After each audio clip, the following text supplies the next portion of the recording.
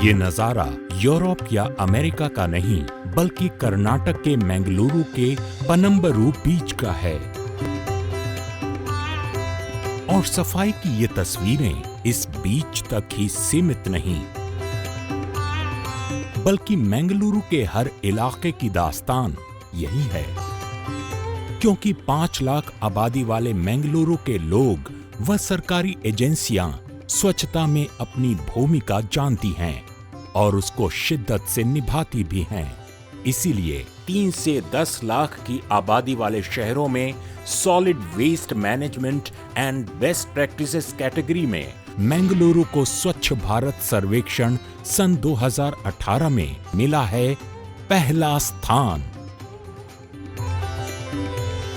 रोज सुबह मंगलुरु के 1083 सफाई कर्मी शहर भर में लगभग 50 अलग अलग असेंबली पॉइंट्स पर एकत्रित होते हैं, जहां उनकी डिजिटल अटेंडेंस होती है। The mobile app is shows the workers' attendance as well as the identification, and it has been recorded daily. इस हाईटेक हाजिरी के बाद इन सफाई कर्मियों का काफिला चल पड़ता है शहर की गंदगी से लोहा लेने के लिए। यानी घरों, बाजारों और सार्वजनिक जगहों की सफाई के लिए। कोई सड़कों का कूड़ा साफ करता है तो कोई पार्कों में घास की कटाई करता है, तो कोई डोर टू डोर कलेक्शन के लिए रिहायशी इलाकों का रुख करता है।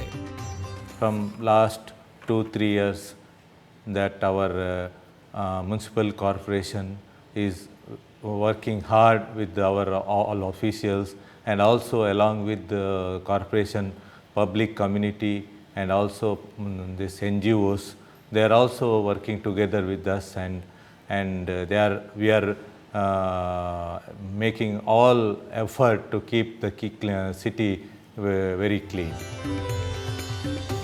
मंगलुरु में कचरे को 2 तरीके से ट्रीट किया जाता है। पहले बारी आती है फूड वेस्ट की। होटल, बाजारों और अन्य जगहों से निकला बचा हुआ लगभग 100 किलो खाना कोडाइल बेल के इस बायोमीथेन प्लांट में लाया जाता है, जहां इसे बायोमीथेन और स्लज में प्रोसेस किया जाता है। यहाँ की मीथेन से बनी बिजली जहां बाजारों को रोशन करती है, वहीं इस प्रक्रिया से निकला स्लज खाद बनाने के काम आता है। फूड वेस्ट के बाद अब बारी आती है शहर के बाकी कचरे की, तो उसे पहुंचा दिया जाता है वामनजूर के इस सॉलिड वेस्ट मैनेजमेंट प्लांट में। देखने में साधारण लगने वाली ये प्रक्रिया बाकी शहरों की तुलना में थोड़ी अलग है। हर रोज 10 से 15 टन कचरे को पहले छांटकर अलग किया जाता है और फिर विंडरोज में डालकर 30 से 40 दिन तक रखा जाता है, जिसके बाद हर विंडरो में 3 से 4 किलो केंचुए छोड़ दिए जाते हैं, जो इस कचरे को उपजाऊ खाद यानी कंपोस्ट में बदल देते हैं। फिर यही खाद स्थानीय किसानों को बेच दी जाती है।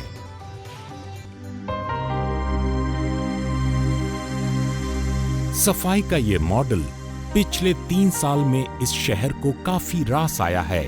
गार्बेज वल्नरेबल पॉइंट्स, जो पहले कचरे का घर हुआ करते थे, वो अब खूबसूरत पार्कों में तब्दील हो चुके हैं।